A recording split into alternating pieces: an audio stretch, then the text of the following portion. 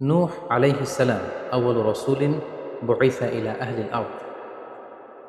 সাইয়েদনা আদম আলাইহিস সালাম এবং ইদ্রিস আলাইহিস সালামের পরে আল্লাহ তাআলা নূহ আলাইহিস সালামকে পৃথিবীর সর্বপ্রথম রাসূল করে এই পৃথিবীতে প্রেরণ করেছেন এবং আল্লাহ তাআলা ওনাকে বলেছেন আবদান শাকুরা, মানে হচ্ছে অ্যান অবিডিয়েন্ট সার্ভেন্ট অফ আল্লাহ। আল্লাহ তাআলার একজন কৃতজ্ঞ বান্দা হিসেবে আল্লাহ তাআলা কালামুল্লাহ মাজিদে নূহ আলাইহিস সালামকে এই উপাধি দিয়েছিলেন। পাশাপাশি তিনি হচ্ছেন উলুল আজমি মিনার রসুল, অর্থাৎ পাঁচজন নবীকে আল্লাহ তাআলা কুরআনুল কারীমে দৃঢ় প্রত্যয়ী বা দৃঢ়চেতা রাসূল হিসেবে ঘোষণা করেছেন। নূহ আলাইহিস সালাম হচ্ছেন তাদের মধ্য থেকে অন্যতম। সাউদার্ন ইরাকের একটি শহরে, যেটি কুফা শহরের নিকটবর্তী একটি শহর, এমন একটি শহরে আল্লাহ তাআলা নূহ আলাইহিস সালামকে নবী হিসেবে প্রেরণ করেছিলেন। সাইয়েদনা আদম আলাইহিস সালাম থেকে শুরু করে নূহ আলাইহিস সালাম পর্যন্ত টানা 1000 বছর পর্যন্ত পৃথিবীতে শিরকের সূচনা বা উৎপত্তি হয়নি। বেসিকলি নূহ আলাইহিস সালামের জামানাতেই এই পৃথিবীতে সর্বপ্রথম শিরকের সূচনা হয়েছিল।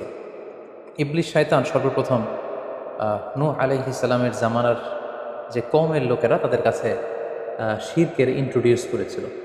তাদের সময়ে 5 জন আল্লাহওয়ালা ব্যক্তি ছিল। তাদের এন্তেকালের পরে শয়তান সেই জনগোষ্ঠীর লোকদের কাছে এসে বলল, তোমরা এই সমস্ত কী ইবাদত করছো? তোমাদের পূর্বপুরুষেরা যেমনভাবে আল্লাহ তাআলার কাছে ইবাদত করে নিজেদেরকে সঁপে দিয়েছিল, তার সামনে তো তোমাদের ইবাদত কিছুই নয়। তোমরা একটা কাজ করো, তোমাদের 5 জন আধ্যাত্মিক পুরুষ বা আল্লাহর প্রিয় বান্দাদের 5টি মূর্তি তৈরি করে তোমরা তোমাদের ইবাদতগাহের পাশে রাখো। ফলে তাদের চেহারা দেখলে তাদের বেশি বেশি ইবাদতের কথা তোমাদের স্মরণ হবে এবং তোমরা আল্লাহ তাআলার ইবাদত করার ব্যাপারে বেশি আগ্রহী হবে। তারা এই শয়তানের মুখরোচক চমৎকার এই কথা শুনে তাদের শ্রেষ্ঠ 5 জন সন্তান বা আল্লাহওয়ালা 5 জন ব্যক্তির 5টি মূর্তি তৈরি করে তাদের ইবাদত গাহের ভেতরে তারা স্থাপন করল। এবং আসলেই তারা যখন এই 5 জন ব্যক্তিদের মূর্তির দিকে তাকাতো, তাদের আল্লাহ তাআলার ইবাদতের কথা তাদের স্মরণ হতো, ফলে তারা আল্লাহ তাআলার বেশি বেশি ইবাদত করতে লাগে। এই জেনারেশন এভাবেই বেশি বেশি আল্লাহ তাআলার ইবাদতের মধ্য দিয়ে তারা পার করতে লাগলো। কিন্তু পরবর্তী জেনারেশন যখন আসলো, শয়তান তাদের কাছে এমনভাবে কুমন্ত্রণা বা টেম্পটেশন দিল, ফলে ওই প্রজন্ম তারা আল্লাহ তাআলার এক আল্লাহর ইবাদতকে ভুলে গিয়ে এই 5 জন শ্রেষ্ঠ আল্লাহর ওয়ালির মূর্তির সামনে দাঁড়িয়ে সেখানেই তারা মানত করতে শুরু করলো এবং এক আল্লাহর ইবাদত বাদ দিয়ে সেই মূর্তিগুলির ইবাদত শুরু করে দিল। এভাবেই সাইয়েদনা নূহ আলাইহিস সালামের জামানাতে সর্বপ্রথম শিরকের সূচনা হয়। পবিত্র কালামুল্লাহ মাজিদে আল্লাহ তাআলা এই ঘটনাটি এভাবে উল্লেখ করেছেন যে নূহ আলাইহিস সালামের জামানায় যারা নেতৃত্বস্থানীয় ছিল, তারা সাধারণ লোকদেরকে উদ্দেশ্য করে বলতো, ওয়াকালু লা তাযারুন্না আলিহাতাকুম ওয়ালা তাযারুন্না ওয়াদ্দাও ওয়ালা সুওয়াআ ওয়ালা ইয়াগুসা ওয়া ইয়াউকা ওয়া নাসরা। অর্থাৎ আমাদের যে 5 জন বিখ্যাত ব্যক্তি, তাদের নাম ছিল ওয়াদ্দান, সুওয়াআন, ইয়াগুস, ইয়াউক এবং নাসর। তোমরা এদের ইবাদত ছেড়ে দিও না, বরং তোমরা এদের উপাসনা করতে থাকো। ফলে এই আয়াতও প্রমাণ করে যে নূহ আলাইহিস সালামের জামানাতে সর্বপ্রথম শিরকের উৎপত্তি হয়েছিল। কিন্তু নূহ আলাইহিস সালাম তার জাতিগোষ্ঠীর কাছে এক আল্লাহর দাওয়াত দিয়ে যেতে লাগলেন। তিনি বলতে আরম্ভ করলেন, ইয়া কওমি আবুদুল্লাহ মা লাকুম মিন ইলাহিন গায়রুহু আফালা তাত্তাকুন। হে আমার জাতিগোষ্ঠীর লোকেরা, হে আমার জনগোষ্ঠীর লোকেরা, তোমাদের কি হলো? তোমরা কেন এক আল্লাহর ইবাদত করছো না? তোমরা কি আল্লাহকে ভয় পাও না? এবং তিনি বললেন যে আল্লাহ তাআলা আমাকে তার বাণী বাহক হিসেবে, প্রেরিত রাসূল হিসেবে তোমাদের কাছে পাঠিয়েছেন। এই যে আমি তোমাদেরকে তাওহীদের বা এক আল্লাহর ইবাদতের দিকে দাওয়াত দিচ্ছি, এজন্য তো আমি কোনো পারিশ্রমিক তোমাদের কাছে চাচ্ছি না, বরং তোমরা যেভাবে শিরক করে যাচ্ছ, এক আল্লাহ ছাড়া মূর্তির পূজা করে যাচ্ছ, ইন্নী আখাফু আলাইকুম আযাব ইয়াউমিন আযীম, আমি তোমাদের উপর কঠিনতম আযাব আসার আশঙ্কা করছি। সো তোমরা শিরক ছেড়ে দিয়ে, মূর্তি পূজা ছেড়ে দিয়ে, পৌত্তলিকতা ছেড়ে দিয়ে এক আল্লাহ তাআলার ইবাদতের দিকে ফিরে আসো। নূহ আলাইহিস সালাম যখন তার জাতিগোষ্ঠীর লোকদের কাছে তাওহীদের দাওয়াত বা এক আল্লাহর ইবাদতের দাওয়াত দেয়া শুরু করলেন, তার জাতির লোকেরা, তার কওমের লোকেরা নানা ধরনের টাল বাহানা, অজুহাত এবং বিভিন্ন ধরনের যুক্তি তারা স্থাপন করতে শুরু করলো। তাদের প্রথম যুক্তি ছিল যে, হে নূহ, কেন আমরা তোমার দাওয়াতে সাড়া দেব? কারণ সমাজের নিম্ন শ্রেণীর লোকেরা হচ্ছে তোমার অনুসারী। আরাযিলুনা বাদিয়ার রাই ওয়ামা নারাকা ইত্তাবাআকা ইল্লাল্লাযীনা হুম আরাযিলুনা বাদিয়ার রাই। কারণ আমরা দেখতে পাচ্ছি সমাজের লো ক্লাসের যারা লোকজন, নিম্ন শ্রেণীর লোকজন, নিম্ন পেশার লোকজন, এরাই হচ্ছে তোমার ফলোয়ার। তোমরা আগে এই সমস্ত লোকদেরকে তোমার আশপাশ থেকে সরাও, তখন আমরা তোমার এ দাওয়াতকে গ্রহণ করব। তাদের আরও একটি যুক্তি ছিল যে তুমি এই নিম্ন শ্রেণীর লোকদেরকে নিয়ে সমাজে ইনফ্লুয়েন্সিয়াল হতে চাচ্ছ, ইয়াতাফাদ্দালু আলাইকুম। এই নূহ হচ্ছে জেলে সমাজ, কৃষক সমাজ, এই সমস্ত নিম্ন শ্রেণীর লোকদেরকে নিয়ে এই সমাজের মধ্যে একটা ইনফ্লুয়েন্স ক্রিয়েট করে সে আমাদের উপর সুপিরিয়র হতে চাইছে। এটা ছিল তাদের আরেকটা যুক্তি। তারা আরও বলতো যে আগে যদি এই নিম্ন শ্রেণীর লোকদেরকে তোমার কাছ থেকে তুমি তাড়িয়ে দাও, তাহলে আমরা তোমার উপর বিশ্বাস স্থাপন করতে পারি। নূহ আলাইহিস সালামের এই কথার জবাবে তিনি বলেছিলেন, ওমা আনা বিতারিদিল্লাযিনা আমানু, অর্থাৎ যারা আল্লাহ তাআলার উপর বিশ্বাস স্থাপন করেছে, যদিও তারা নিম্ন শ্রেণীর হয়ে থাকে, কি করে আমি তাদেরকে তাড়িয়ে দিতে পারি। তাদের আরও একটি যুক্তি ছিল যে তুমি আমাদের মতো মানুষ, দেখতে তো তুমি আমাদের মতো মানুষ, তুমি খাচ্ছ, যাচ্ছ, ঘুমাচ্ছ, ঘুরে বেড়াচ্ছ, বাজারে যাচ্ছ, ক্রয় বিক্রয় করছো, আমাদের মতো মানুষ হয়ে তুমি কেমন করে রাসূল হতে পারো? তুমি যে রাসূল, কী করে আমরা বিশ্বাস করব? কেন আকাশ থেকে ফেরেশতারা এসে বলে দিয়ে যায় না যে তুমি রাসূল? তাহলে তো আমরা ফেরেশতাদেরকে দেখলে আমরা আস্থা পেতে পারি এবং নিশ্চিত হতে পারি যে আসলেই তুমি আল্লাহর পাঠানো রাসূল। এবং তারা পাশাপাশি আরও বলতো যে আমাদের পূর্বপুরুষরা তো এই সমস্ত মূর্তিরই পূজা করেছে, তাহলে কি তুমি বলতে চাইছো এরা ভ্রান্ত ছিল? সর্বশেষে তারা বলতে আরম্ভ করলো যে নূহ, তুমি হচ্ছে মিথ্যাবাদী, পাগল এবং ভ্রান্ত, আমরা আমাদের অবস্থানে অটল থাকব। এভাবে সাইয়েদনা নূহ আলাইহিস সালামের তাওহীদের যে দাওয়াত তিনি তার সমাজে ছড়িয়ে দিচ্ছিলেন, তারা ডিরেক্টলি এই একত্ববাদের দাওয়াতকে তারা প্রত্যাখ্যান করলো, রিজেক্ট করলো। কিন্তু নূহ আলাইহিস সালাম তিনি হাল ছাড়েননি। তিনি টানা 950 বছর তার জাতিগোষ্ঠীর লোকদের কাছে তিনি এক আল্লাহর দাওয়াত দিয়ে যেতে লাগলেন। কালামুল্লাহ মাজিদ আমাদেরকে জানাচ্ছে, ওয়ালাকাদ আরসালনা নূহান ইলা কওমিহি ফালাবিসা ফীহিম আলফা সানাতিন ইল্লা 50 আমা।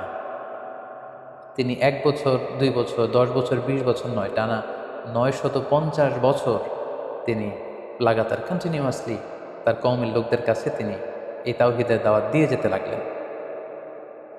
এবং তিনি দিন রাতকে এক করে টায়ারলেসলি, রেস্টলেসলি তিনি তার জাতিগোষ্ঠীর কাছে এই একই দাওয়াত দিতে লাগলেন। তিনি বলছেন যে রব্বি ইন্নী দাআউতু কওমি লাইলা ওয়া নাহার, হে আল্লাহ, দিন রাত তো আমি চেষ্টা করে গেলাম, তাদেরকে তাওহীদের দাওয়াত দিলাম, কিন্তু তারা আমার কথা শুনছে না। ওয়া ইন্নী কুল্লামা দাআউতুহুম লিতাগফিরা লাহুম জাআলু আসাবিআহুম ফি আযানিহিম। এর মানে হচ্ছে আল্লাহ, আমি যখনই তাদেরকে দাওয়াত দিতাম, তারা তাদের আঙ্গুলগুলো তাদের কানের ভেতরে ঢুকিয়ে রাখতো, যাতে করে আমার তাওহীদের কথা তাদের শুনতে না হয়। এবং ওয়াস্তাগশাউ সিয়াবাহুম ওয়া আসররু ওয়াস্তাকবারু ইস্তিকবারা, তারা আমাকে দেখলেই চাদর দিয়ে তাদের মুখ পেঁচিয়ে রাখতো, যাতে করে আমার কথাগুলো তারা শুনতে না পায়। সুম্মা ইন্নী দাআউতুহুম জিহারা। আমি, নূহ আলাইহিস সালাম বললেন, আল্লাহ, আমি দাওয়াতি কাজ করার কোনো মাধ্যমই তো বাকি রাখিনি। আমি প্রথমে পার্সন টু পার্সন আমি প্রাইভেটলি দাওয়াত দিতাম। এটা যখন তারা অস্বীকার করলো, আমি তখন পাবলিক দাওয়াত দেওয়া শুরু করলাম। আমি তাদের বড় গ্যাদারিংসে, বিভিন্ন ফেস্টিভ্যালে যে তাদেরকে এই দাওয়াতের কথা শোনালাম, কিন্তু তারা প্রত্যাখ্যান করেছে। তুম্মা ইন্নী আ'লানতু লাহুম ওয়া আসরারতু লাহুম ইসরারা।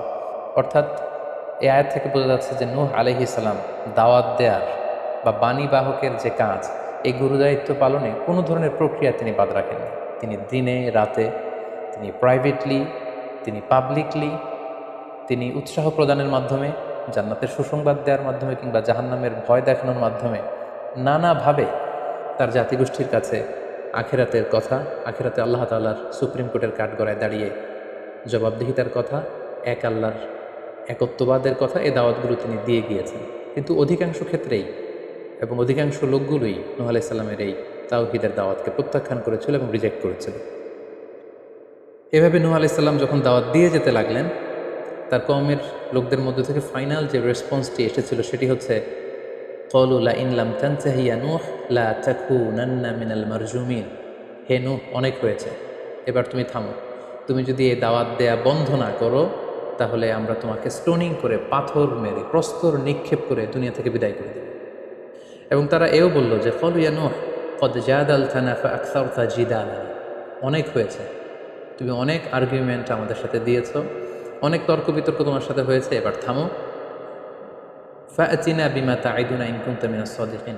তুমি যে আযাবের ভয় দেখাচ্ছ, পারলে সেটা দাও। তুমি আমাদেরকে বলছো যে আমরা যদি এক আল্লাহর ইবাদত না করি, আমরা যদি পৌত্তলিকতা না ছাড়ি তাহলে আল্লাহ তাআলা আযাব দিয়ে আমাদেরকে ধ্বংস করে দিবে।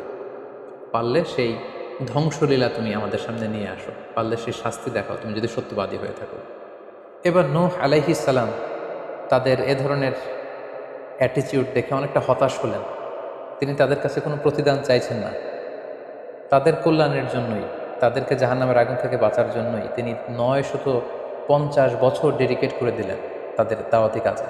কিন্তু তারা যখন এই দাওয়াতি কাজে সাড়া দিচ্ছে না, অবশেষে হতাশ হয়ে নূহ আলাইহিস সালাম আল্লাহকে দোয়া করলেন, আল্লাহ ফাফতাহ বাইনি ওয়া বাইনাহুম ফাতহান, আমি আর পারছি না, আপনি এবার এসপার ওসপার করে দিন, আপনি একটা ফয়সালা করে দিন। অবশেষে তিনি বদদোয়া করে বসলেন, তাদের উপর অভিশাপ দিয়ে ফেললেন, কার্ডস করে বসলেন। তিনি বললেন, রাব্বি লা তাযার আলাল আরদি মিনাল কাফিরিনা দাইয়ারা, হে আল্লাহ আপনি এমন আযাব পাঠান, আযাব দিয়ে আপনি কাফিরদের আন্ডা বাচ্চা কাউকে আপনি অবশিষ্ট রাখবেন না, পুরো কাফির সমাজ, মুশরিক সমাজকে আপনি আযাব দিয়ে ধ্বংস করে দেন। যদি আপনি তাদেরকে বাঁচিয়ে রাখেন তাহলে তারা বিশ্বাসীদেরকেও সংক্রামিত করবে এবং তাদের অনাগত প্রজন্ম তারা পাপাচারী হয়ে এই পৃথিবীতে তারা ফাসাদ সৃষ্টি করবে। নূহ আলাইহিস সালাম যখন এরকম বদদোয়া করলেন, আল্লাহ তাআলা নূহ আলাইহিস সালামের এই অভিশাপ বা বদদোয়াকে কবুল করলেন এবং তিনি নূহ আলাইহিস সালামকে জানিয়ে দিলেন, নূহ তোমার কথা মতো আমি এবার এটার একটা শেষ দেখে ছাড়বো এবং আমি পৃথিবীতে আযাব পাঠাবো। সে আযাবটি হচ্ছে ভয়ঙ্কর ধরনের বন্যা হয়ে যাবে, গোটা পৃথিবীতে মহাপ্লাবন ঘটবে। সো সে প্লাবন থেকে বাঁচার জন্য ওয়াসনাইল ফুলকা বিআইউনিনা ওয়া ওয়াহিনা, অর্থাৎ হে নূহ তুমি আমার গাইডেন্স বা আমার পাঠানো দিক নির্দেশনা অনুযায়ী তুমি বিশাল একটি নৌকা বানাও বা কিস্তি বানাও বা বিশাল একটি জলতরী বা নৌযান বানাও, যাতে করে এই মহাপ্লাবন থেকে বাঁচার জন্য তুমি বিশ্বাসীদেরকে নিয়ে এই নৌযানে, এই কিস্তিতে, জাহাজে বা এই জলতরীতে, এই নৌকাতে তোমরা আশ্রয় নিতে পারো। আল্লাহ তাআলার পক্ষ থেকে এই আদেশ যখন আসলো, সাইয়েদনা নূহ আলাইহিস সালাম বিশ্বাসীদেরকে নিয়ে বিশাল এক জলতরী বা নৌকা বা বিশাল এক জাহাজ তিনি তৈরি করলেন। নূহ আলাইহিস সালামের কওমের মুশরিক লোকেরা যখন এই জাহাজ বা নৌকা বানাতে দেখতো, তারা হাসাহাসি শুরু করে দিল। কোরআন বলছে, ওয়া কুল্লামা মাররা আলাইহি মালাউন মিন কওমিহি সাখিরু মিন, তারা যখনই নৌকা বানানো, এই কিস্তি বানানো, এই বিশাল জলতরী বানাতে দেখতো, তারা ঠাট্টা বিদ্রুপ করতো। তারা বলল, নূহ এই মরুভূমির মাঝখানে কোথায় তুমি এই নৌকা চড়াবে? তোমরা যেহেতু নৌকা বানাচ্ছ, পারলে একটা সাগরও বানিয়ে নাও, যাতে করে তোমাদের এই নৌকাকে, এই জাহাজকে তোমরা ভাসাতে পারো। সাইয়েদনা নূহ আলাইহিস সালাম এবং বিশ্বাসীরা আল্লাহ তাআলার উপর অটল থেকে আল্লাহ তাআলার দেয়া দিক নির্দেশনা অনুযায়ী তারা বিশাল নৌকা তৈরি করে ফেললেন। এ পর্যায়ে আল্লাহ তাআলা নূহ আলাইহিস সালামকে জানালেন যে মহাপ্লাবনের জন্য নূহ তুমি অপেক্ষা করতে থাকো এবং এই প্লাবনটা হবে 40 দিন লম্বা, 40 days long, and the entire world will be drastically flooded. গোটা বিশ্বের এমন কোনো জায়গা থাকবে না, আনাচে কানাচে গোটা বিশ্বটা এই মহাপ্লাবনের আওতায় এসে পৃথিবীর সব প্রাণীগুলো মারা যাবে। সো তুমি কি করে বুঝবে যে আমি কখন এই মহাপ্লাবন পৃথিবীতে দিচ্ছি? সেটার একটা সাইন হচ্ছে, তুমি যখন চুলার ভেতর থেকে ফুরফুর করে কলকল করে পানি বেরোতে দেখবে, তখনই বুঝবে যে সে টাইমটা চলে এসেছে। তখন তুমি হাত্তা ইদা জা আমরুনা বা ফারাত তান্নুর, চুলার ভেতর থেকে আগুনের পরবর্তীতে, আগুনের বিপরীতে পানি ছুটতে আরম্ভ করবে, তখনই বুঝবে যে সে সময়টা চলে এসেছে, মহাপ্লাবনের সময়টা একেবারে ঘনিয়ে এসেছে। কুল নাহমিল ফিহা মিন কুল্লি যাওজাইনি ইসনাইন, তখন তুমি সমস্ত বিশ্বাসী বান্দাবান্দীদেরকে, যারা তোমার ফলোয়ার, যারা একত্ববাদী বিশ্বাসী, তাদেরকে নিয়ে সেই নৌকায় তুমি আরোহণ করবে এবং প্রতিটি প্রাণী থেকে জোড়ায় জোড়ায়, অর্থাৎ ম্যাসকুলিন অ্যান্ড ফ্যামিনিন, নারী পুরুষ জোড়ায় জোড়ায় তুমি নিয়ে সেই নৌকাতে আরোহণ করবে। কারণ এই মহাপ্লাবনটা এত ভয়ঙ্কর মহাপ্লাবন হবে, ফলে পৃথিবীতে কেউ বেঁচে থাকবে না এবং তোমরাই হবে নেক্সট জেনারেশন, এবং তোমাদের থেকেই পৃথিবী আবার নতুন করে সভ্যতা বিনির্মিত হবে এবং তোমাদের থেকে নতুন করে পৃথিবীর সব প্রাণীকুল আবার নতুন করে বংশবিস্তার শুরু হবে। আল্লাহ তাআলার এই গাইডেন্স অনুযায়ী নূহ আলাইহিস সালাম অপেক্ষা করতে লাগলেন যে কখন চুলার ভেতর থেকে কলকল করে পানি বেরোয়। হঠাৎ করে তিনি একদিন দেখতে পেলেন যে চুলার ভেতর থেকে পানি বেরোচ্ছে। তিনি সমস্ত বিশ্বাসীদেরকে নিয়ে এবং বিভিন্ন প্রাণীকুল থেকে জোড়ায় জোড়ায় নারী পুরুষ দুই ধরনের জেন্ডারকে একত্রিত করে নিয়ে তিনি আল্লাহ তাআলার নামে সেই নৌকার মধ্যে আরোহণ করলেন এবং আল্লাহ বললেন, ওয়াকাল আরকাবু ফিহা বিসমিল্লাহি মাজরেহা ওয়া মুরসাহা ইন্না রাব্বি লাগফুরুর রাহিম। আল্লাহ বললেন, তোমরা যখন আরোহণ করবে, তোমরা আল্লাহর নামে আরোহণ করবে, অর্থাৎ বিসমিল্লাহ বলে আরোহণ করবে, কারণ তোমাদের এই নৌকার, এই জাহাজের গতি এবং স্থিতি এটা হবে আল্লাহর নামে। এটা এটার সেইলিং বা অ্যাঙ্করিং, এটার পানির উপরে ভেসে চলা এবং এটার নোঙর ভেরানো সবটাই হবে আল্লাহ তাআলার নামে। এবং আল্লাহ তাআলার আদেশ অনুযায়ী নূহ আলাইহিস সালাম সবাইকে নিয়ে সেই নৌকায় আশ্রয় নিলেন। কোরআন আমাদেরকে জানাচ্ছে ওহিয়া তাজরি বিহিম ফি মাউজিন খাল জিবাল, গোটা বিশ্বব্যাপী এমন ভয়ঙ্করভাবে আকাশ থেকে ঝুম বৃষ্টি নাজিল হলো, জমিন তার ভেতরে থাকা পানিগুলোকে উপরে উদ্গীরণ করে দিতে লাগলো, উপর থেকে পানি, নিচ থেকে পানি, ফলে গোটা বিশ্বে এক মহাপ্লাবনের পরিস্থিতি তৈরি হলো। এবং সেই ভয়ঙ্কর প্লাবনের মধ্যে, সেই ঝড় ঝাপটার মধ্যে, সেই পানির মধ্যে নূহ আলাইহিস সালামের সেই কিস্তি বা সেই জলতরী বা সেই নৌকা ভাসতে লাগলো। কোরআন বলছে যে ফিমাউজিন কাল জিবাল, বিশাল পাহাড় সম ঢেউয়ের মধ্যে নূহ আলাইহিস সালামের তরী আল্লাহর নামে ভাসতে আরম্ভ করলো এবং আল্লাহর নামে নূহ আলাইহিস সালাম সেই তরী ভাসিয়ে দিলেন। মহাপ্লাবনের ঠিক কিছু আগে নূহ আলাইহিস সালাম ওনার ছেলে কানাআনকে আহ্বান করলেন যে কানাআন, তুমি এই নৌকার মধ্যে আরোহণ করো। আমরা ইতিহাস থেকে আমরা জেনেছি যে নূহ আলাইহিস সালামের 4 জন সন্তান ছিল, হাম, সাম, ইয়াফাস, কানাআন। এই 4 জন সন্তানের মধ্যে 3 জনই ঈমান এনেছে, শুধু কানাআন ছাড়া। নূহ আলাইহিস সালাম কানাআনকে বললেন, কানাআন ইয়া বুনাইয়া ইরকাব মা'ানা, হে আমার প্রিয় সন্তান, তুমি নৌকায় ওঠো, আল্লাহর কাছে তওবা করো। কিন্তু কানাআন নূহ আলাইহিস সালামের এই আহ্বানের প্রত্যুত্তরে তিনি বলেছিলেন, আমি নৌকায় উঠবো না, সাআবি ইলা জাবালিন ইয়াসিমনি মিনাল মা, আমি পাহাড়ের চূড়ায় যেয়ে দাঁড়াবো, পাহাড় আমাকে পানি থেকে বাঁচাবে, কারণ এই বন্যার পানি তো পাহাড় পর্যন্ত পৌঁছতে পারবে না। নূহ আলাইহিস সালাম বললেন, ক্বালা লা আসিমাল ইয়াউমা মিন আমরিল্লাহ ইল্লা মার রাহিম, হে কানাআন, আজকে আল্লাহর এই গজব থেকে, এই আযাব থেকে, এই মহাপ্লাবন থেকে বাঁচানোর কেউ নাই, কেউ তোমাকে বাঁচাতে পারবে না। পাহাড় তোমাকে আজকে সুরক্ষা দিতে পারবে না, বাঁচাতে পারবে না, আজকে বাঁচানোর কেউ নেই, তুমি তাড়াতাড়ি উঠে আসো এখানে। কিন্তু নূহ আলাইহিস সালামের ছেলে কানাআন অস্বীকৃতি জ্ঞাপন করলো। কোরআন বলছে ওয়াহালা বাইনাহুমাল মাউজু ফাকানা মিনাল মুগরাকিন, বাবা আর ছেলের মধ্যে যখন এ ধরনের কথা চলছিল, হঠাৎ করে বিশাল এক সাগরের ঢেউয়ের ধাক্কা এসে নূহ আলাইহিস সালামের সন্তান কানাআনকে পানির মধ্যে ডুবিয়ে দিল। তাহলে এই আয়াত থেকে বুঝলাম কানাআন যারা ডুবে গিয়েছিল তাদের অন্তর্ভুক্ত হয়েছিল। এবং মজার ব্যাপার হচ্ছে নূহ আলাইহিস সালামের স্ত্রীও এই মহাপ্লাবন থেকে বাঁচতে পারেনি। সেও ঈমান না আনার কারণে যারা ধ্বংস হয়েছিল, যাদের সলিল সমাধি হয়েছিল মহাপ্লাবনের পানির মধ্যে, নূহ আলাইহিস সালামের স্ত্রীও সেখানে নিহত হয়েছেন। এখন একটি প্রশ্ন এসে দাঁড়ায়, সেটি হচ্ছে যে এটা কি একটা গ্লোবাল ডিজাস্টার ছিল কিনা? এটা কি ইরাকের সেই সাউদার্ন পার্টেই শুধু এই বন্যাটা হয়েছিল, না গোটা বিশ্বব্যাপী হয়েছিল? এ নিয়ে ঐতিহাসিকদের মধ্যে অনেক ধরনের মতামত পাওয়া যায়। তবে একটা বড় সংখ্যক ঐতিহাসিক মুআররিখুন তারা বলেছেন যে ইট ওয়াজ এ গ্লোবাল ডিজাস্টার। এই ফ্লাড, এই বন্যাটা ছিল গোটা বিশ্বব্যাপী। কারণ আল্লাহ তাআলা কোরআনে বলেছেন, নূহ আলাইহিস সালামের বদদুয়ার কথা বলেছেন। নূহ আলাইহিস সালাম বলেছেন যে রব্বি লা তাযার আলাল আরদি মিনাল কাফিরিনা দাইয়ারা, হে আল্লাহ, এই জমিনে একজন কাফিরকেও আপনি বাঁচিয়ে রাখবেন। সো এই আর্থ শব্দটা প্রমাণ করে তিনি গোটা বিশ্বের দিকে ইঙ্গিত করেছেন।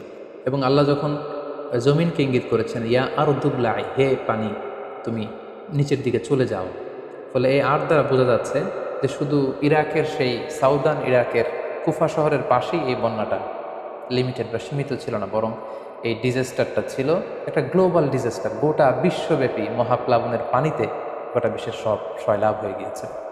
40 দিন এই বন্যাটা কন্টিনিউ করেছে এবং 40 দিনের এই সময়ে মহাপ্লাবনে যত কাফির, মুশরিক এবং নূহ আলাইহিস সালামের সময়কালের যত মুশরিক এবং অবাধ্য লোকেরা ছিল, সবাইকে আল্লাহ তাআলা এই বন্যার মাধ্যমে ধ্বংস করেছেন।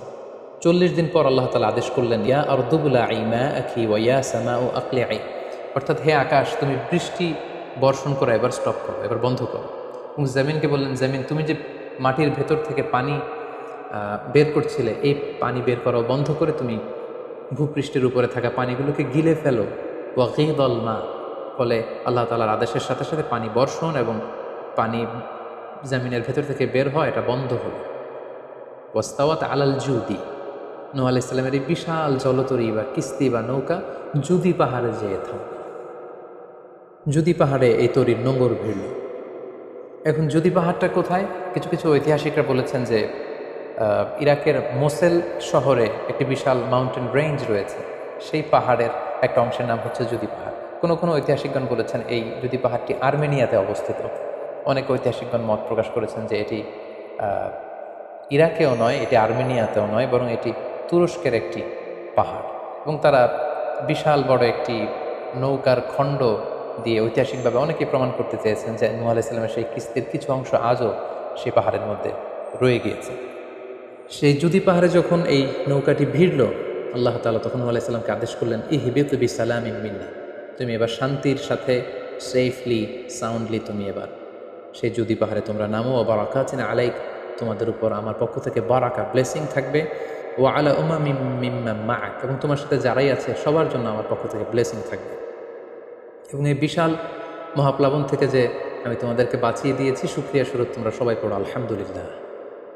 ফাকুল আলহামদুলিল্লাহ। কোরআন বলছে যে তারা সবাই আল্লাহর প্রশংসা করে সেখান থেকে নেমে আসলো এবং নূহ আলাইহিস সালামকে আল্লাহ তাআলা শিখিয়ে দিলেন, নূহ এবার তুমি পড়ো রব্বি আনজিলনি মুনজালান মুবারাকান ওয়া আনতা খায়রুল মুনজিলিন, অর্থাৎ হে আল্লাহ আপনি এমন জায়গায় আমাদেরকে অবতরণ করুন যে জায়গাটা আমাদের জন্য কল্যাণকর, কারণ আপনি তো উত্তম অবতরণকারী। ফলে নূহ আলাইহিস সালামের সাথে যারা ছিল বিশ্বাসীরা তারা এবং তার সাথে প্রাণীকুলের মধ্য থেকে যারা ছিল সবাইকে নিয়ে নূহ আলাইহিস সালাম এই জমিনে বন্যা পরবর্তী মহাপ্লাবন পরবর্তী সময় তিনি সবাইকে নিয়ে এই জমিনের মধ্যে আবার নেমে আসলেন। ফলে ঠিক ওই সময়টাতে পৃথিবীতে আর কোনো কাফের, কোনো মুশরিক, কোনো পৌত্তলিক ছিল না, বরং তখন এটা ছিল, it was very fresh and pure monotheist generation, একত্ববাদী একটা প্রজন্ম। ফলে এখানে ঠিক ঠিক ওই সময়টাতে পৃথিবীতে আর কোনো কাফির মুশরিক আর ছিল না। আমরা আমাদের আলোচনার শুরুর দিকে বলেছিলাম যে নূহ আলাইহিস সালামের 4 জন ছেলে ছিল, হাম, সাম, ইয়াফাস এবং কানাআন। এবং ঐতিহাসিকভাবে এটা ঐতিহাসিক বিভিন্ন ধর্মগ্রন্থ থেকেও এটা প্রমাণিত যে এই 4 ছেলের মধ্য থেকে একজন ছেলে ছিল কানাআন, যে মহাপ্লাবনে মৃত্যুবরণ করেছে, এবং হাম, সাম এবং ইয়াফেস তাদের মধ্য থেকেই মূলত গোটা বিশ্বে নতুন করে মানব সভ্যতার আবার সূচনা হয়েছে। নূহ আলাইহিস সালামের ছেলে হাম তিনি আফ্রিকাতে তার পরিবার নিয়ে বসবাস শুরু করেন, এবং ওনার ছেলে সাম, যেখান থেকে সেমাইটিক শব্দটি আমরা বলে থাকি, ওনার ছেলে সাম তার আত্মীয় স্বজন এবং তার বংশধরদেরকে নিয়ে ধীরে ধীরে মধ্যপ্রাচ্য বা দূরপ্রাচ্যের এই এরিয়াতে পরবর্তীতে তারা বসবাস শুরু করেন। এবং ওনার ছেলে ইয়াফেস বর্তমান যে চীন বা তার আশেপাশের যে এরিয়াগুলো আছে সেখানে বসবাস শুরু করেন, এবং সেখান থেকেই মানব ইতিহাস আবার নতুন করে তার পথ চলা শুরু করলো, এবং গোটা বিশ্বে বাচ্চা রিজালান কাসীরা ওয়া নিসা, অনেক নারী পুরো গোটা বিশ্বে সেখান থেকে আবার ছড়িয়ে পড়তে আরম্ভ করলো। এভাবেই নূহ আলাইহিস সালাম একত্ববাদের দাওয়াত দিয়ে নিরলস প্রচেষ্টা করে ওনার জীবনকে তিনি অতিবাহিত করেছেন। সাইয়েদনা নূহ আলাইহিস সালাম ওনার ইন্তেকালের পরে ওনাকে কোথায় কবর দেওয়া হয়েছে এ নিয়ে 2টি মত পাওয়া যায়। প্রথম মত অনুযায়ী ওনাকে মক্কাতে কবরস্থ করা হয়েছে, আরেকটি মত অনুযায়ী লেবাননের কার্ক নামে একটি এরিয়াতে জাবালে দীর, সেই দীর মাউন্টেনের পাশে সাইয়েদনা নূহ আলাইহিস সালামকে কবরস্থ করা হয়েছে। সম্মানিত শুধু এই ছিল নূহ আলাইহিস সালামের সংক্ষিপ্ত, বর্ণাঢ্য এবং সংগ্রামী জীবন কাহিনী। এ পর্যায়ে আমরা নূহ আলাইহিস সালামের এই স্টোরি থেকে, এই জীবনী থেকে কী ধরনের লেসন, লাইফ লেসন বা শিক্ষা আমরা পেতে পারি, যেটা আমরা আমাদের সমাজের সাথে রিলেভেন্ট করতে পারি, আমরা সে বিষয়ে সামান্য কিছু আলোচনা করব। আমরা যারা দাওয়া কাজের সাথে ইনভলভড তাদের জন্য নূহ আলাইহিস সালামের জীবনীতে আসলে নূহ আলাইহিস সালামের দাওয়া ক্যারিয়ার থেকে নেবার মতো, শেখার মতো অনেক কিছু রয়েছে। তোর মধ্যে থেকে অন্যতম হচ্ছে যে ডাইভার্সিটি অফ দাওয়া অ্যাপ্রোচ। আমরা জানি যে আমরা যারা আল্লাহ তাআলার এই কথাগুলো, কোরআন সুন্নাহর এই মেসেজগুলো পৌঁছে দিচ্ছি, আমরাও কাইন্ডা বাণীবাহকের কাজ কিন্তু আমরা করছি। যেহেতু নবীরা নেই, তাদের অনুসৃত পথকে আমরা ধারণ করে তাদের কথাগুলো আমরা পৌঁছে দিচ্ছি। সো আমাদের এই দাওয়া অ্যাপ্রোচের মধ্যে ডাইভার্সিটি থাকতে হবে। আমরা যেমনি ওরালি দাওয়া কাজ করি, নবীরা ওরালি দাওয়া কাজ করতেন, মৌখিকভাবে মানুষকে দাওয়া দিতেন। এই ওরালি দাওয়ার পাশাপাশি আমরা রিটেন দাওয়ার কাজ করতে পারি, আমরা প্র্যাকটিক্যাল দাওয়া কাজ করতে পারি। অর্থাৎ প্র্যাকটিক্যাল দাওয়াটা হচ্ছে লাইভ দাওয়া।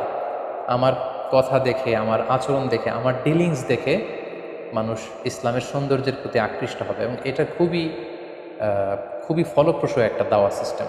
সো আমরা যদি নূহ আলাইহিস সালামের জীবনের দিকে তাকাই তাহলে দেখব উনি অনেকভাবে এই দাওয়া কাজ করেছেন। উনি প্রথম পার্সন টু পার্সন টার্গেট করে তাকে একা একা বোঝাতেন। এটা যখন কাজ না করতো, প্রাইভেট দাওয়া থেকে উনি পরে সুইচ করলেন পাবলিক দাওয়াতে। কোরআন আমাদেরকে জানিয়েছে যে তার কওমের বিভিন্ন ফেস্টিভ্যালগুলোতে, সেখানকার বিভিন্ন পাবলিক গ্যাদারিংসগুলোতে, সেখানকার বিভিন্ন ক্লাবগুলোতে তিনি যে এক আল্লাহর দাওয়া তিনি সেখানে পেশ করেছেন। পাশাপাশি নূহ আলাইহিস সালাম তার সময়ের সম্ভ্রান্ত ব্যক্তিবর্গ যারা, তাদেরকে স্পেশালি তিনি দাওয়া কাজের আওতায় নিয়ে এসেছেন। এলিট সোসাইটি যারা, আমরা যদি আল্লাহ রাসূলুল্লাহ ইসলামের দাওয়া অ্যাক্টিভিটির দিকে তাকাই তাহলে দেখব যে উনিও কিন্তু সানাদিদে কোরাইশের যারা লিডার শ্রেণী ছিল, গণ্যমান্য ব্যক্তিবর্গ ছিল, তাদেরকে তিনি স্পেশালি দাওয়া কাজ করতেন তাদের সাথে। কারণ আমরা জানি যে একটা সমাজের লিডার যদি ইসলামের পথে আসে, ফলে তার যে লক্ষ লক্ষ ফলোয়ার থাকবে তারাও তার দ্বারা ইনফ্লুয়েন্স হয়ে তারাও ইসলামের পথে চলে আসবে। এবং আল্লাহ রাসূলুল্লাহ ইসলামের জীবনীতে আমরা দেখেছি যে কোনো গোষ্ঠীর বা কোনো কওমের বা কোনো ট্রাইবের গোত্র প্রধান যখন কালিমা পড়ে মুসলমান হয়েছে, তার দেখা দেখি গোত্রের সকল নারী পুরুষ তারাও মুসলমান হয়ে গেছে। দাওয়া কাজ আঞ্জাম দেওয়ার ক্ষেত্রে যারা এলিট সোসাইটি বা সমাজের গণ্যমান্য ব্যক্তিবর্গ যারা থাকবে, তাদেরকে দাওয়া দেওয়ার ক্ষেত্রে আমাদেরকে স্পেশাল এফোর্ট দিতে হবে। কারণ তাদেরকে যদি আমরা ইসলামের পক্ষে, সত্যের পক্ষে কনভিন্সড করতে পারি, ফলে তারা সমাজের আরও অনেক লোককে ইনফ্লুয়েন্স করে ইসলামের সুশীতল বাণীর ভেতরে নিয়ে আসতে পারবে। তো এর মানে এই নয় যারা নিম্ন শ্রেণীর বা যারা সমাজের মধ্যবিত্ত বা নিম্ন মধ্যবিত্ত যে ফ্যামিলিগুলো রয়েছে বা যে সমস্ত লোকজন রয়েছে তাদেরকে আমরা গুরুত্ব দিব না, ব্যাপারটি এমন নয়। বরং নূহ আলাইহিস সালামের ঘটনা থেকে আমরা বুঝতে পারছি যে একটা হচ্ছে মাস পিপুলদের জন্য দাওয়া, আর একটি হচ্ছে যারা সমাজের উচ্চ শ্রেণী তাদের জন্য স্পেশালি কিছু টাইম স্পেন্ড করা, তাদেরকে আলাদাভাবে দাওয়া দেওয়া, অথবা তাদের উপযোগী করে দাওয়া অ্যাক্টিভিটি তাদের কাছে যদি আমরা প্রেজেন্টেশন করতে পারি, তাহলে নিঃসন্দেহে তারাও ইসলামের সৌন্দর্যের দ্বারা আকৃষ্ট হবে। নূহ আলাইহিস সালামের এই জীবন কাহিনী থেকে আমরা আরও একটি বিষয় শিখতে পারি, সেটি হচ্ছে দাওয়া কাজে কখনো হতাশ হওয়া যাবে না, নিরাশ হওয়া যাবে না এবং হাল ছাড়া যাবে না, বরং ভরসা রাখতে হবে আল্লাহর উপর। কারণ আমরা কয় বছর দাওয়া কাজ করে যাচ্ছি, আমরা কতটুকু এফোর্ট দিয়েছি, আমরা কতটুকু টাইম স্পেন্ড করেছি, আমরা কতটুকু স্যাক্রিফাইস করেছি। আমরা যদি নূহ আলাইহিস সালামের জীবনের দিকে তাকাই তাহলে দেখব যে তিনি টানা 950 বছর টানা লাগাতার তিনি তার জাতিগোষ্ঠীর কাছে দাওয়াতি কাজ করেছেন, কিন্তু তিনি নিরাশ হননি, হতাশ হননি, হাল ছেড়ে দেননি, তিনি ভরসা রেখেছিলেন আল্লাহ তাআলার উপর। সো আমরা যারা দাওয়া কাজ করছি, আমরা ইনস্ট্যান্ট ফলাফলের জন্য যেন বসে না থাকি, আমরা আমাদের দায়িত্বটুকু পালন করব। নূহ আলাইহিস সালামের এই স্টোরি থেকে আমরা আরও একটি বিষয় শিখতে পারি, সেটা হচ্ছে আমাদের কাজ হচ্ছে ইফোর্ট দেয়া, বাট এটার কমপ্লিশন, এটার রেজাল্ট আসবে আল্লাহ তাআলার পক্ষ থেকে। আরবিতে বলা হয় যে আস-সা'য়ু মিন্না ওয়াল ইতমামু মিনাল্লাহ, প্রচেষ্টা করার মালিক আমরা, সফলতা দেওয়ার মালিক হচ্ছেন আল্লাহ। আমি অনেক দাওয়াতি কাজ করছি, কিন্তু আমার দাওয়াতি কাজে কেউ সাড়া দিচ্ছে না, কেউ রেসপন্স করছে না, আমার দাওয়াতি কাজে কেউ ইসলামের প্রতি আকৃষ্ট হচ্ছে না, ইট ডাজন্ট মিন দ্যাট আমি একজন ব্যর্থ দায়ী, না, এটা কখনোই না। বরং আমি সিনসিয়ারিটির সাথে আমার সর্বোচ্চ প্রচেষ্টাটুকুন আমি করছি কিনা, সেটাই হচ্ছে দেখার বিষয়। আমার কত ফলোয়ার, আমার ডাকে কত মানুষ সাড়া দিল, এটা দেখার বিষয় না, বরং আমি আমার রোলটা প্লে করতে পারছি কিনা সিনসিয়ারিটির সাথে, এটা হচ্ছে দেখার বিষয়। এর কারণ হচ্ছে আল্লাহর হাবিব সাল্লাল্লাহু আলাইহি ওয়াসাল্লাম বলেছেন, কিয়ামতের দিন অনেক নবী দাঁড়াবে যাদের ফলোয়ার হচ্ছে হাতে গোনা অল্প কয়েকজন, মানে অল্প কয়েকজন ঈমান এনেছিল। পৃথিবীতে অনেক নবী ছিল, তারা কিয়ামতের দিন দাঁড়াবে, তার বিশ্বাসী উম্মতের সংখ্যা হচ্ছে মাত্র 2 জন। পৃথিবীতে এরকম অনেক নবী ছিল, কিয়ামতের দিন তিনি দাঁড়াবেন, তার উপর বিশ্বাস এনেছিল মাত্র একজন, মানে নবীও একজন, তার প্রতি ঈমানও এনেছে মাত্র একজন। এমনও অনেক নবী কিয়ামতের দিন আল্লাহ তাআলার দরবারে দাঁড়াবে যেই নবীর কোনো ফলোয়ার নাই, যেই নবীর কোনো বিশ্বাসী উম্মত নাই, অর্থাৎ নবী শুধু একা, তার সারা জীবনের দাওয়া কাজে কেউ তার ডাকে সাড়া দেয়নি। তার মানে কি তিনি ব্যর্থ? নেভার, কখনো না। তিনি তার দায়িত্বটুকুন পালন করেছেন, এজন্য তিনি আল্লাহ তাআলার দরবারে তিনি সফল। সো কে আপনার ডাকে সাড়া দিবে, কে ইসলামের পথে আসবে, এটা আমাদের দেখার বিষয় না। আমাদের দেখার বিষয় হচ্ছে আমরা আমাদের দায়িত্বটুকুন পালন করেছি কিনা, আমরা কোরআনের, ইসলামের সুন্দর বিউটিফুল মেসেজগুলো আমরা পৌঁছে দিতে পেরেছি কিনা, that should be hour concern. সেটাই হচ্ছে আমাদের দায়িত্ব। সূরা হুদে নূহ আলাইহিস সালামের ফলোয়ার কত ছিল এ ব্যাপারে আমরা জানতে পারি। আল্লাহ তাআলা বলছেন, ওয়ামা আমানা মাআহু ইল্লা কালিল, মানে নূহ আলাইহিস সালামের জাতিগোষ্ঠীর হাতে গোনা অল্প কিছু লোক ছাড়া তার প্রতি অন্যান্যরা ঈমান আনেনি। এই অল্প কিছু লোক, তাদের সংখ্যা কত? তাফসীর ইবনে কাসীরে এসেছে, সাইয়েদনা ইবনে আব্বাস বলেন যে কানু 80 নাফসান মিনহুম নিসাউহুম, নারী পুরুষ মিলিয়ে 80 জন। Could you imagine that? 950 বছরের দাওয়াতি ক্যারিয়ারে ওনার পরিমাণ এনেছে মাত্র 80 জন। তার মানে প্রতি 100 বছরে অন অ্যান অ্যাভারেজ 10 জন ওনার ওপর ঈমান আনেনি। কিন্তু উনি হচ্ছেন উলুল আজমি মিনার রসুল, এই মহাবিশ্বের 5 জন শ্রেষ্ঠতম নবীদের মধ্য থেকে তিনি হচ্ছেন অন্যতম। তো আমাদেরকে দেখতে হবে আমরা আমাদের দায়িত্বটুকু পালন করছি কিনা, কতজন আমাদের ডাকে সাড়া দিল, কতজন আমাদের ফলোয়ার হলো, কতজন ইসলামের পথে আসলো কি আসলো না, সেটা আল্লাহ তাআলা নির্ধারণ করবেন। নূহ আলাইহিস সালামের জীবনী থেকে আমরা আরও যে শিক্ষাটি পাই, এবং এটি খুবই গুরুত্বপূর্ণ একটি লেসন, সেটা হচ্ছে হিদায়া অনলি বিলংস টু আল্লাহ। হেদায়াত দেওয়ার মালিক হচ্ছেন আল্লাহ। Canaan and the wife of নূহ ফর এক্সাম্পল, যেমন নূহ আলাইহিস সালামের ছেলে কানাআন কিংবা তার স্ত্রী, তারা কিন্তু নূহ আলাইহিস সালামের প্রতি ঈমান আনেনি।